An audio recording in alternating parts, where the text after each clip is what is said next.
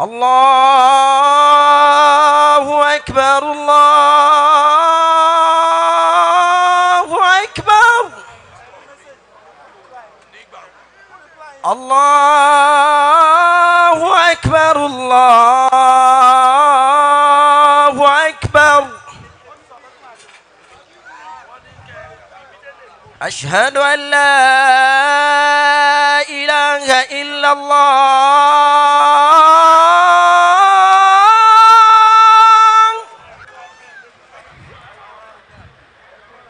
أشهد أن لا إله إلا الله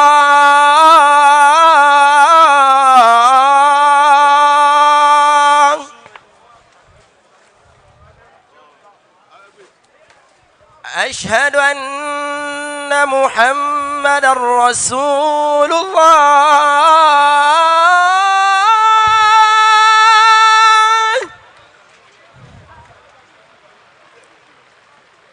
أشهد أن محمد رسول الله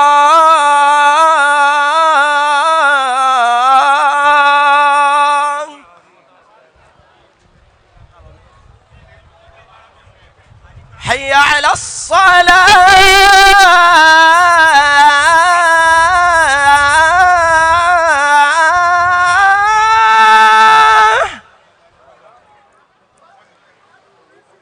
حي على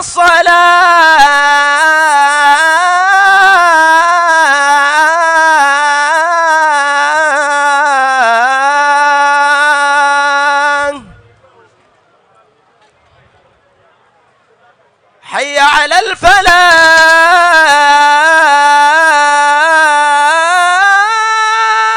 الفلاح حي على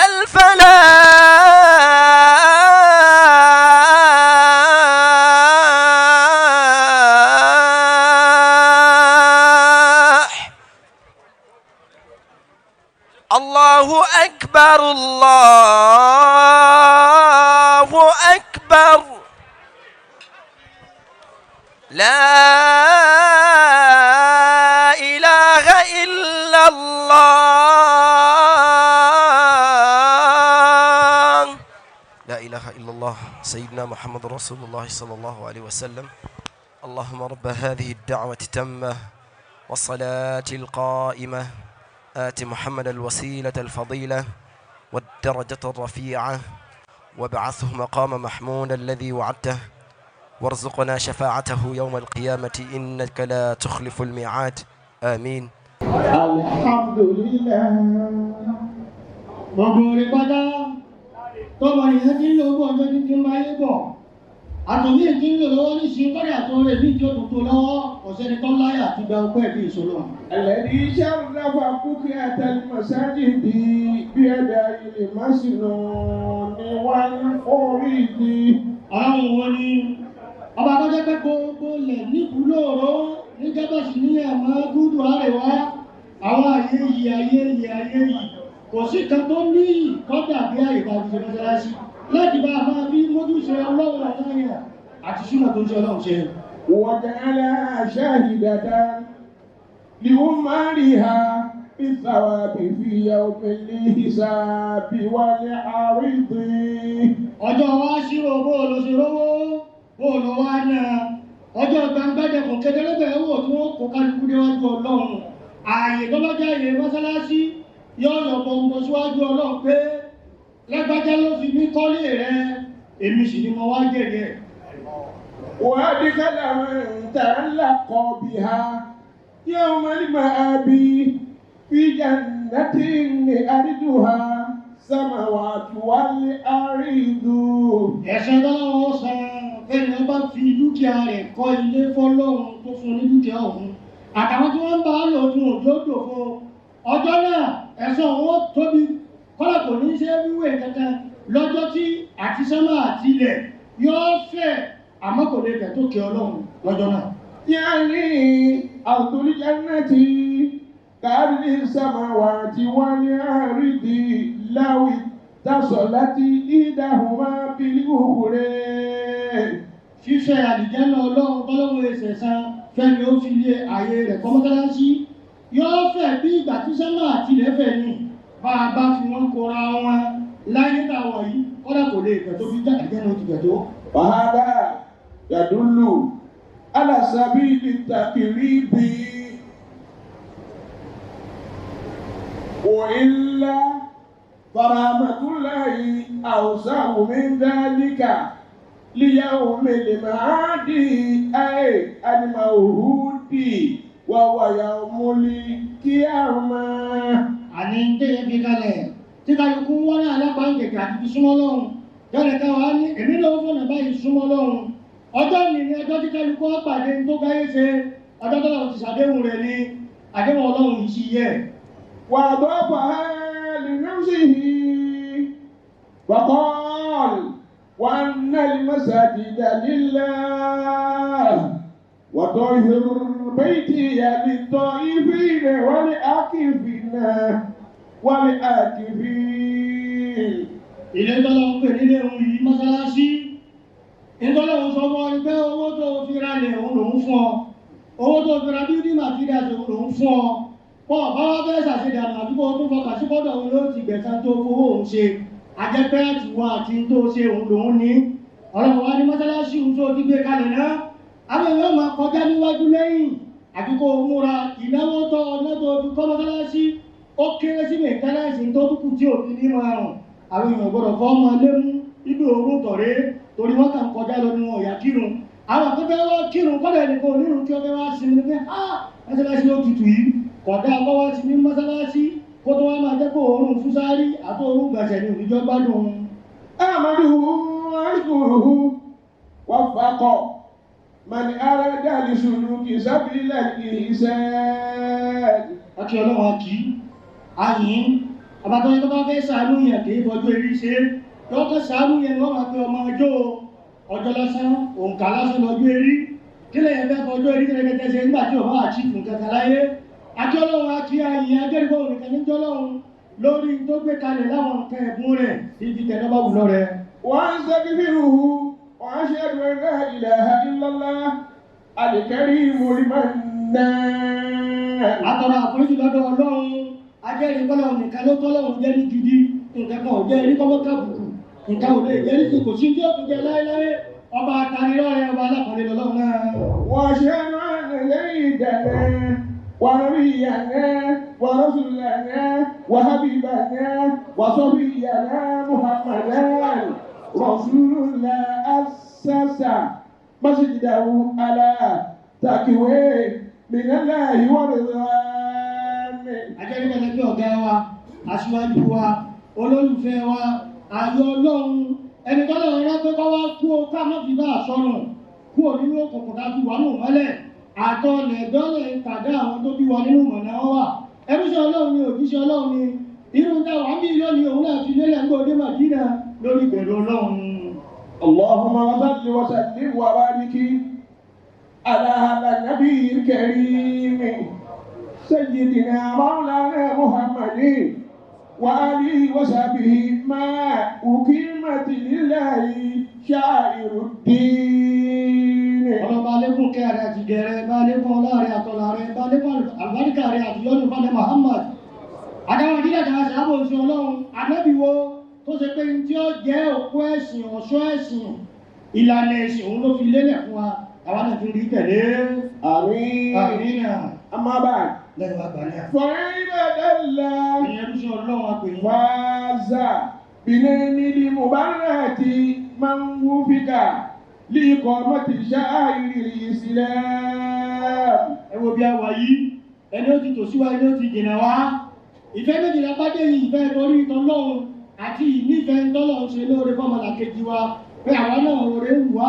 ẹni gbẹ́ yìí kalẹ̀ tó wá ní tọ́lọ́run lòún fẹ́ fi ṣe nǹkan mí ìbẹ́jọ́ máa mọ́ wọlé fún un àmọ́ kò fi ṣe ọlọ́run ló lòun ló ní tọ́lọ́run fún un òun náà wá fi ṣe tọ́lọ́run. wọ̀fáàsà máa ń jà dáadáa mọ́síjì ìdáni kùrù bá ti mànìsàwé mànìsàwọ́hù ní mànìyànù lídàrí sẹ́lẹ̀mì. owó tó mọ níwà àti owó tó ya kuru wọ́n ní bọ́mọdé bá ti kọ́kọ́ rówó àkàrà ni ó fi jẹ ẹ̀rọ ọlọ́run yóò wá fi jẹ ìdákàrà ní tó túmọ̀ àkàrà ń bẹ láyé bì sí ní nǹkan tí ò ní nítumọ̀ ní nǹkan tí ò ní níyì ní nǹkan tí ò ní lábọ̀ òun náà lè darí owó ojú ẹ̀ síbẹ̀ kọ̀ wá sí bẹ́ẹ̀ ń wáyé rẹ̀ lọ́dọ̀ ọlọ́run tí ó jẹ nítorí káàyè ìjọba àmọ́ jẹ́ kí gbogbo kálukú ti máa padì sí lọ́run.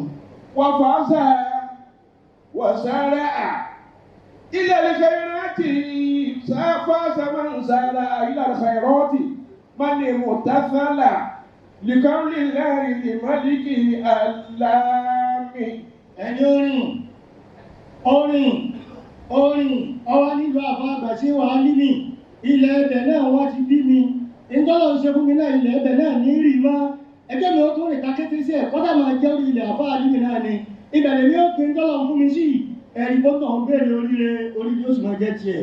ìbáyídà fasarihu ayyuhal muslimuna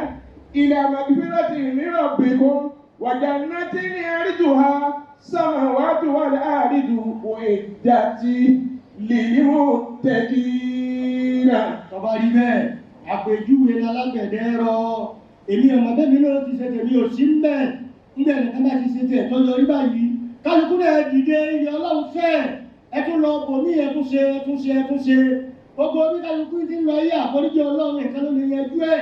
ẹsẹ̀ ń tọ́lọ́wọ́ torí àforíjì yìí tẹ́lẹ̀ torí ẹ̀rọ àlìjẹ́ náà wájú ọlọ́run àlìjẹ́ náà ọlọ́run fẹ́ kọjá kábísọ́mà kóra wọn méjèèjì káfílẹ̀ kóra wọn méjèèjì àwọn ọlọ́run tó ń fi kalẹ̀ fún àwọn obìnrin ọlọ́run nìkan ni o. bóyá ṣe àádọ́ta mọ̀nìjítà ẹ̀dá peter sí ìzáàdì bí omi ìlú máa dì. ìyàwó orílẹ̀ ńláńlá fẹ́ni ọlọ́run fún ní nǹkan tó tún náà sí tọlọ́run nítorí bí wọ́n fẹ́ rí èrè jẹ tí wọ́n bá pàdé jọ ìpàdé pẹ̀lú ọlọ́run. wọ́n bá bẹ̀rẹ̀ lìmọ̀jì húdá fi márùkọ̀ tìlì máa ń nání wọ́n ṣàdàkà sábìlì rọ̀ṣẹ́. ẹni orí ojú ọ̀nà tààrà kéèyàn fi sọnù torí ojú ọ̀nà kéèyàn fi káwọn tó wà nígbẹ́dójú ọ̀nà tó wá rí tó wá tọ̀ tó wá rìn kò kó jìnnà jù kò kọ́kọ́ sínú kò kọ́kọ́ èrò làwọn èèyàn máa wọ̀ kò sì torí pé kábà màmí bẹ́ẹ̀ mi náà ní ìmọ̀mù mọ́tálásì mi tí mo kọ́ ó sà kọ́ jùlẹ̀ gbogbo mùsùlùmí tí ó máa lò ẹ̀wọ̀n oríire tọ́lọ̀ ni ó ṣe. ọ̀fáàzà wọ́kọ̀ dàmà sọ́ọ̀lì àmàlì líyàkùnà mẹ́nà lífàáyìsì náà. ọlọ́run ṣe é fún òun ó sì fi ṣe yànga ó jèrè ọ̀tọ̀ ọ̀nà téèyàn fi rí ojú orí ọlọ́run pàdé téèyàn fi wọn náà tó jèrè. yóò máa máa dì. ọjọ́ bá wí ni ọjọ́ títọ́ ọlọ́run ní ọ̀sẹ̀ gbogbo ènìyàn wù ọ̀sẹ̀ lọ láyé wọn ò ní pe àtẹ́ndẹ́sì kan wá ní absẹ́ǹtì. الذين لهم ما يشاءون عند ربهم ذلك جزاء المحسنين. rere bó ti dá sí tóun ó tún sòrò sí lọ́dọ̀ àwọn míì ẹni wọn lójú ṣe rere ẹ̀san lé ń bẹ fún lọ́dọ̀ ọlọ́run kọ́lọ́wọ́ ó sì fi rẹ san rẹ ẹ̀san bọ́lọ́run ti ṣe báwọn ẹni rẹ nù. ìbàdàlá قال تعالى يا أيها الذين آمنوا اتقوا الله وقولوا قولا سديدا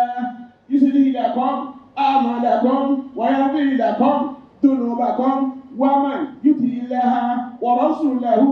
فقد فاز فوزا عظيما. ẹ̀ẹ́dẹ́gbẹ̀jú gbàgbọ́ bọ́lọ́run lódodo ẹgbẹ̀rún ọlọ́run tààrà lọ́kànfẹ́ kọ̀ọ̀kan yín ẹjọ́ rọ̀ gidi ó tẹnu yín jáde kí n tiẹ̀ pẹ̀lú bọ́bẹ̀ burú fẹ́ nìkan náà ọba padà burú fún ìwọ́n kí ọ̀padà dáa fún kúkú fẹ̀ kan sáré kọ́mọ burú fún kíkẹ́ tó lè máa dáa ẹjọ́ rọ̀ gidi ọmọ tẹnu yín jáde sẹ́ni tí ń bá ń dáa fún lọ́wọ́ ọlọ́run ní méjì tí ó fi dípò èkí ní ọlọ́run tó sẹ́yìn tó kù tí ọ̀gá ṣe tá ń sọ fún akóṣe yín mọ́ ẹlẹ́ẹ̀kejì ibẹ̀ ti sọlọ́run sípọ̀ àforíjì ọlọ́run fi dípò fún yín ẹni bá jẹ́nu ọlọ́run káwọn tó sì gbọ́dọ̀ tó fi ṣe ọlọ́run lẹ́nu irúfẹ́ bẹ́ẹ̀ ló jèrè lérè tó tóbi.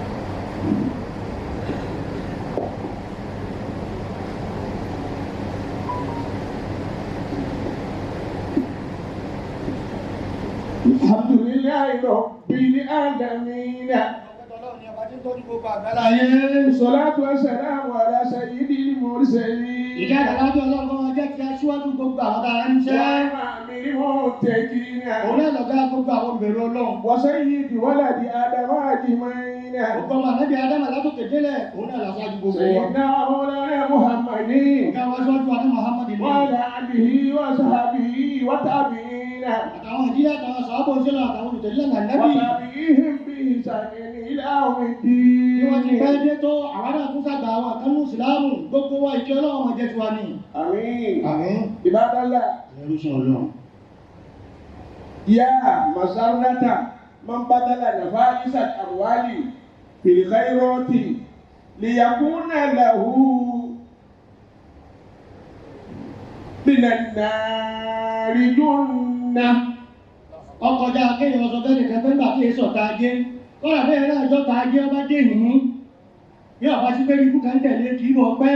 Ọyẹ tó kí ẹni ó ṣiṣẹ́ ikú kù náwó. Ìdùnnú ńlá ni ìfẹ́ ni ọdún ládùúgbò owó yìí. Ọwọ́ náà sítọ̀ ọlọ́run kó lè bá àjẹni tí ó wà lọ àwọn èèyàn rẹ̀. ورغب فيما رغب فيه حبيب المختار محمد بصريح صحيح سنة حيث قال من بنى لله مسجدا بنى الله له بيتا في الجنة Ẹni tí ó tó wèrè kóhun náà rí ìtọ́lọ̀ ní kí ọ̀gá gbogbo ayé ànábì ọlọ́run ẹni ẹ̀sà wí àná Muhammad sànẹ́bí sọ báyìí pé ẹni yóò tó bá mú ìtọ́lọ̀ ń ṣe fún ọwọ́ àfi kọ́ ilé ọlọ́run láti mọ láì sí lọ́run kọ́fọ́ kàbálẹ̀ àdìjẹ́nà ọlọ́run kọ́lé dàlẹ̀ dé. وكفى بهذا مدحا كفى بهذا مدحا للعمال والنعمة أجر العاملين Alágẹmọ ti bímọ tiẹ̀ tán bọ́mọ alágẹmọ bá sẹlẹ̀ ìmọ̀ ìjọ́jọ́ èébú àdìkà ló mú pé ọmọ àlè ni wọ́n fẹ́ yà. Ẹni ò bá dúró nǹkan yìí ṣe nǹkan báyìí síbi báyìí tí gbogbo ayé wá rí báyìí lónìí pé ààyè tọ́lọ́ tó gbé kalẹ̀ ní ẹ̀yin tẹ́ máa lo ààyè yìí ọ̀dọ̀wọ́ yín ẹ má lo nílòkulò ẹ má lo bí òtítà ẹ má jẹ́ wọ́n tún wá béèrè ládùúgbò yìí pé kí ilẹ̀ tó lọ́lọ́run ó ṣe wọ́n ti gbé mọ́sálásí kàìláyà èyí fi bẹ́ẹ̀ sí lọ́hùn bẹ́ẹ̀. واتقوا وارغبوا فيما رغب فيه الحبيب المختار محمد عليه السلام Èyí tí ànábì wa Muhammad ìkẹ́ àtàlábì ọlọ́run tó máa bá èyí tó sojú kòkòrò wa pé ká ṣe ilẹ̀ rí náà ṣe rí ọmọ pé ó kọjá àtòun nìkan àwọn òbí méjèèjì ń bẹ́ẹ̀ níjọ ayé ti mọ ọ̀tẹ́ntíìkì wọ́n máa pọ̀ máa nínú jésì ni àmì jésì ọmọ gba kọmíṣà pé ẹni wọ́n mọ̀ látara mi ni ẹ̀jẹ̀ mi ni èmi mo sì fi hàn sáyé gbogbo kálukú tó mọ̀ wá pinnu ládẹ́ yìí àwọn náà ká mọ̀ sí lọ́run ẹjẹ́ sí lọ́run káwọn ó pé káwọn tó dúró náà pinnu ládàá pa sí lọ́run láyé lọ́run. وأمروا مساجد الله فإنها تقربكم إليه زلفى بدار السلام ilé àlàáfíà láàyè mùsùlùmá tọ́lọ́run tí sọ àwọn ẹni ẹtì ẹ̀ mọ́dọ̀ ara ẹ̀ ẹ̀yin ẹ̀ gbìyànjú ẹ wọ́n lọ́hùn súnmọ́ kẹ́lẹ̀ bá jẹ́ni ọlọ́run ó súnmọ́ ara rẹ̀ níjọ náà. وأنفقوا مما جعلكم مستخلفين فيه ذو الجلال والإكرام بالأموال aláìfẹ́ kan ṣe èèyàn nígbò wọn ní rẹ́sùn dàábù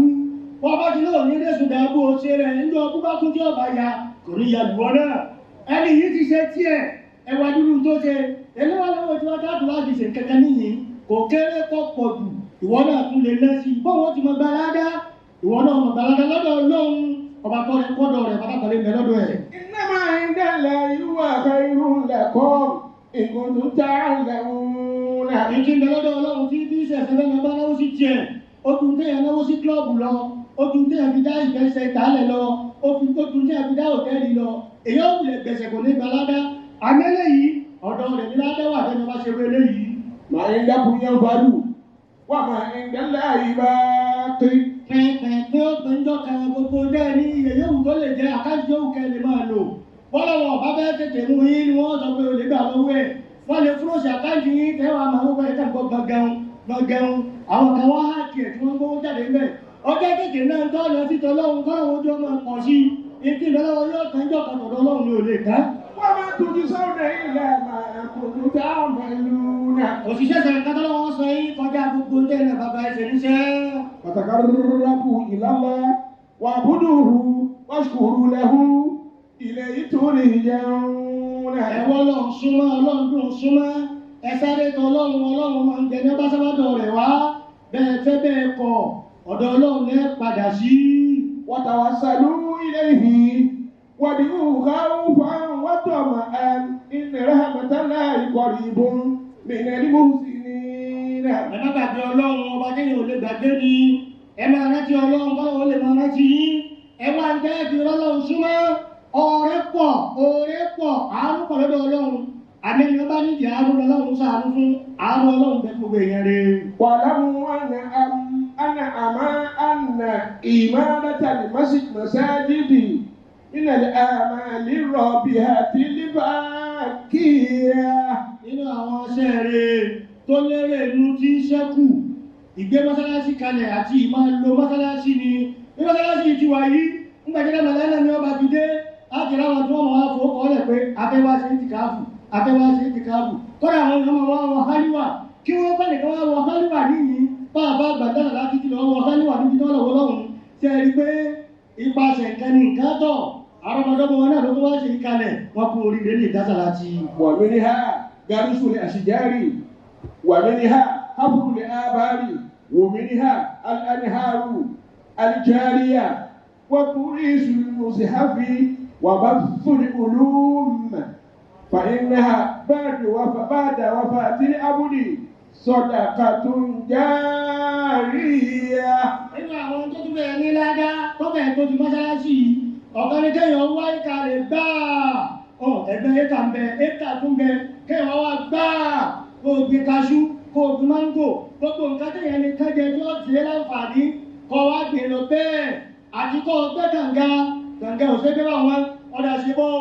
ọwá lé páìpù káwọn èèyàn máa pamí lẹ́nu táàbù káàkiri wọ́n mọ̀ orí wọn mọ́ rí àdíwọ́n kọjá ọkàn wọn tutù wọ́n ṣàdúrà fẹ́ ní ó ní èmìlẹ̀ láì kò sí mọ́ àwọn ọmọ akéwù tí wọn ò ṣe ránù torí wọ́n hó kalẹ̀ báyìí wọ́n ní kálọ̀mù kan níbi kọ̀ọ̀kan ọwọ́ ọlọ́ba wọn tẹ̀ jáde ọ̀nà owó ẹ̀ ọkùn balada ọ̀rọ̀ rẹ̀ ò ní títúbọ̀ ń bẹ láyé bọ́bá kú láyé ẹ̀yìn rẹ̀ ò tún ní bàjẹ́ ara rú ẹ̀ òun kó tún kọ́ àwọn alẹ́ kalẹ̀ táwọn èèyàn ọmọ gbé àwọn aláìní láwọn tó mọ̀ ṣàánú wọn bẹ́ẹ̀ bá ṣe bẹ́ẹ̀ àwọn ọ̀nà tí yẹn ti rọ́lọ́ kó fánú ni. أيها المؤمنون المؤمنين وأعظمها بناء المساجد أعظمها بناء المساجد حيث كانت على تقوى من الله ورضوانه والله ولي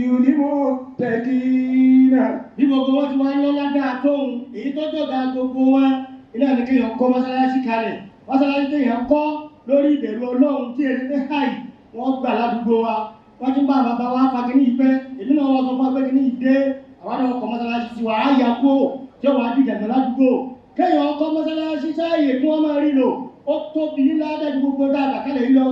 bẹ́ẹ̀ ẹni tó ṣe bẹ́ẹ̀ ni tó fẹ́ bẹ́ẹ̀ kọ́ fẹ́ wà náà olùbẹ̀rù ọlọ́run ọlọ́run sì bẹ̀rẹ̀ tẹ̀sẹ̀ nípa olùbẹ̀rù ọlọ́run. أيها المؤمنون ẹ̀wọ̀n ويكتب لباب المسجد مثل ثواب كل مصل به أو ذاكر. mọ́sálásí tó yẹ fi ilẹ̀ rẹ̀ kọ́ ààyè fọ́lọ́run táwọn tó máa fi sí lọ́run ládá ọmọ ẹjẹ́ gbogbo ẹni tí bá ti ń kírun bẹ́ẹ̀ wọ́n máa gba ládá gọbọi àwọn tó wọ́n ń bèbè á ṣe àṣíkìrí wọ́n máa wá bẹ̀ wá gba ládá tí wọ́n máa kó lọ́dọ̀ ọlọ́run fún wọn lọ́wọ́ máa kọ fún wọn bó ti wá rí un ládá wo ní dídẹ̀ ní ọkọ̀ lọ́wọ́ o. ìdí dàlù alàlẹ́kọ̀ ìdí kàbáyìí. nítorí bó nǹkan ọ̀bá kọ kí ló ń là ọ́ là bẹ́ẹ̀ ni ọkọ̀ ọ̀bá kọ́ kalẹ̀ kí làwọn tí ń kírun àwọn kan fẹ́ sí kiri kí ni wọ́n gbà bẹ́ẹ̀ ládàá kò ní dínkù lọ́dọ̀ ọ̀tẹ̀ni tó kọ àwọn tó sì ń sinú bẹ́ẹ̀ lọ́mọ gbàládá. ولذلك قول الله الذي قال أعوذ بالله من الشيطان الرجيم إنما يأمر مساجد الله من آمن بالله واليوم الآخر وأقام الصلاة وآتى الزكاة ولم يخش إلا الله وعسى أولئك أن يكونوا من المهتدين. wọ́n bá tiẹ̀ máa jíjú kéwọ́ sàmògèrè ọ̀rọ̀ ọlọ́run tó sọ ní Kùránì ní bàbá kéyìí wípé àwọn tí wọ́n yẹ jẹ́ mọ́sálásí ó gbòòfò tí wọ́n yẹ jẹ́ ọ̀dọ̀tí tí wọ́n yẹ pé kí ni wọ́n á gbà àwọn tí wọ́n mọ̀ tọ́jú ẹ̀ fún mo lè tún bọ́ síbi ọba wù mí àwọn tí wọ́n yẹ ṣe bẹ́ẹ̀ ẹni ọgbà fọlọ́run tí ń kírun fọlọ́run tó ń múnú tọ́lọ́run ṣe fóun náà tóun náà tún ná sí yá lóṣooṣù èmi náà máa dá ibà ìṣe mọ́sálásí kò ní tẹ́pẹ́ yìí nǹkan ní ọkọ̀ òkú ládá lọ lọ́n ṣe bẹ́ẹ̀ òun ọlọ́run bẹ̀rẹ̀ tí wọ́n ṣẹ̀ṣẹ̀ fún wọn abóhùn ti sẹ́fẹ́ ní ọkọ̀ الحديث ọ̀dọ̀ tí sẹ́lẹ̀ Muhammad rẹ̀ في صحيح مسلم عن النبي صلى الله عليه وسلم قال ọ̀gá wa ní Muhammad lọ sọ bẹ́ẹ̀ nínú tí àṣọ yìí Muslim tẹ nílé ọ̀nà ẹ̀ ti kà á. من بنى لله مسجدا يبتغي به وجه الله تعالى بنى الله له بيتا في الجنة. ẹni bá wá torí tọlọ́run pé wọ́jú rẹ ọlọ́run kọ́ ilé kalẹ̀ láti máa fi ṣe lọ́run fún jẹ́ mọ́sálásí ọlọ́run ti yẹ̀tọ̀ kalẹ̀ fún ilé tó lárinrin ilé tó èmú náà lọ ń bẹ̀ ilé tó owó èmú yẹn ń bẹ̀ ilé tó ní máa ṣe wàhálà kí tó tó ti pé yóò romi àmúṣẹ mímu ìgbẹ́ fún láti jẹ́ náà bí àbọ̀ ọ̀tẹ́ bá wá nílùú eléyìí tẹ́lẹ̀ kọ́ kọjá ń tọ́lọ́wọ́ ó ṣe bóun nìkan àbá àwọn àgbà ìdáàlá ti ní bẹ̀ àmì ìfẹ́ àbọ̀ ọ̀tẹ́ tẹ́lẹ̀ jáde ní bẹ̀ àmì ìlúgẹ́sì ní bẹ̀ ọdún wa kárí èèyàn kárí tí wọ́n pè nínú ilé àlìjẹ́ náà ẹ̀yìn yóò kún ẹ̀rẹ́ àmúra ẹni tí ń ṣe kẹ́ lọ́wọ́ lọ́wọ́ ní yóò dúró lójú kan yóò fún aláṣẹ yọrí ṣe ẹni tí èèmọ̀ ń tọ́ka kóun náà lọ mọ̀ ń tọ́ka kóun náà bá rí nǹkan fún ọmọ rẹ bí ti sáka ti fún ọ. اللهم صل وسلم وبارك على سيدنا مولانا محمد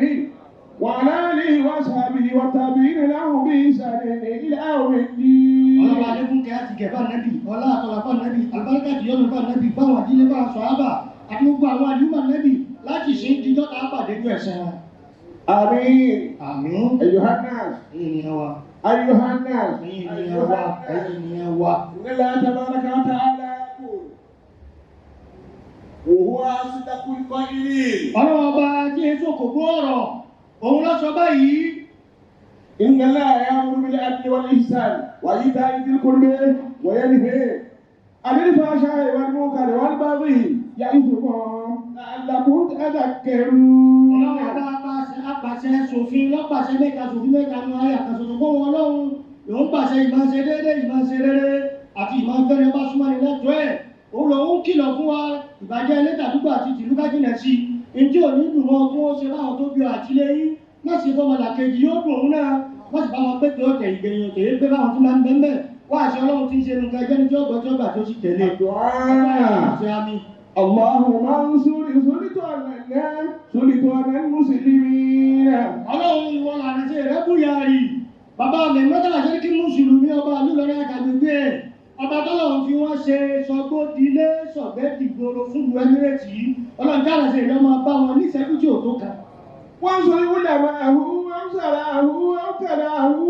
wà àṣàkìrà hù ilà ẹ̀mí dín. àwọn ìmáàmù lẹ́jọba ìmáàmù àgbà tí wọ́n jẹ́ alága gbogbo ìmáàmù àtàfà gbogbo Kwara State ewa kárí gbogbo tí jẹ́ kábínẹ̀tì wọn àwọn balógun mẹ́rẹ́jọ balógun àgbàgbàmbarí àwọn ẹ̀dáwùdù àwọn aláǹgbó àwọn mọ́gàdí àtàwọn olùṣòwò wá ṣe ń lọrin àtàwọn tó ti lọ ṣòwò lù mí ọlọ́jọ́ dá fún ọjọ́ bẹ́ẹ̀ wọn lọ. اكتب السلامة والعافية علينا وعلى الحجاج والبساة والمسافرين المقيمين فيه برك وبحرك من أمة محمد أجمعين. àti ìfọ̀kànbalẹ̀ àti ìrọ̀rùn àtàlàáfíà àti rírí ṣe sí ọlọ́mọba àgbà alálẹ́kún sílùú Ìlọrin àti gbogbo agbègbè ẹ̀. bá a ṣe bẹ́ẹ̀ báwo onílẹ̀-èdè oníṣẹ́ ìjọba oníṣòwò àwọn ọmọ kéwú àwọn àlùfáà ọlọ́mọdé àlàṣe ìrẹ́lẹ̀ àwọn ti gbà kan. سبحان ربك رب العزة عما يصفون وسلام على المرسلين والحمد لله رب العالمين. يغفر الله لنا ولكم آمين. lọ́ba ẹgbẹ́ àkàbà ẹ̀kọ́ máa gbà ṣe ọlọ́mọba gbọ́ ọlọ́mọba àgbà ọlọ́jọ́ rí bẹ́ẹ̀.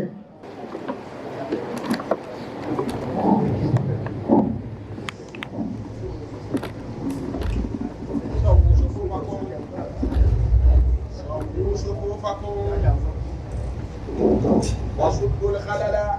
يرحمكم الله. آمين. الله أكبر الله أكبر أشهد أن لا إله إلا الله أشهد أن محمدا رسول الله.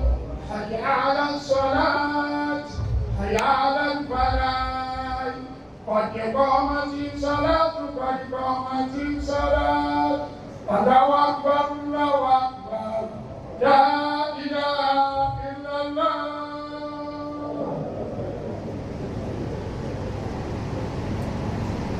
الله أكبر الله أكبر الحمد لله رب العالمين الرحمن الرحيم مالك يوم الدين إياك نعبد وإياك نستعين اهدنا الصراط المستقيم صراط الذين أنعمت عليهم غير المغضوب عليهم ولا الضالين آمين إلى في قريش إلى بهم رحلة الشتاء والصيف فليعبدوا رب هذا البيت الذي أطعمهم من جوع وآمنهم من خوف الله أكبر الله أكبر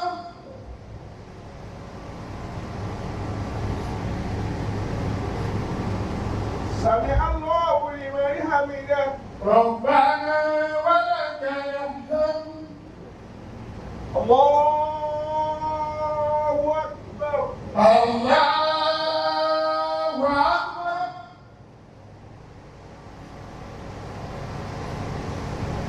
الله أكبر الله أكبر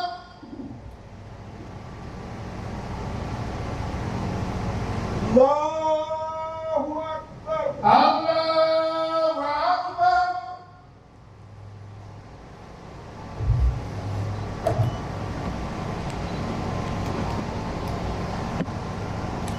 الله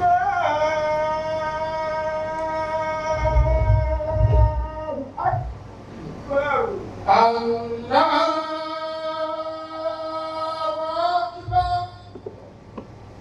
الحمد لله رب العالمين الرحمن الرحيم مالك يوم الدين إياك نعبد وإياك نستعين اهدنا الصراط المستقيم صراط الذين أنعمت عليهم غير المغضوب عليهم ولا الضالين آمين إذا جاء نصر الله والفتح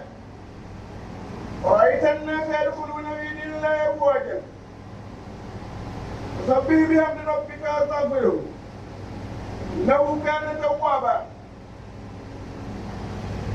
الله أكبر الله أكبر سمع الله لمن حمده ربنا ولك الحمد الله أكبر الله أكبر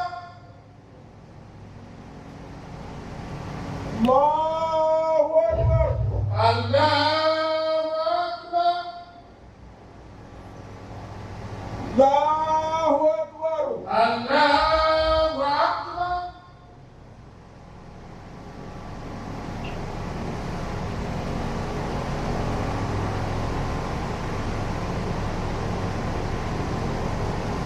الله أكبر الله أكبر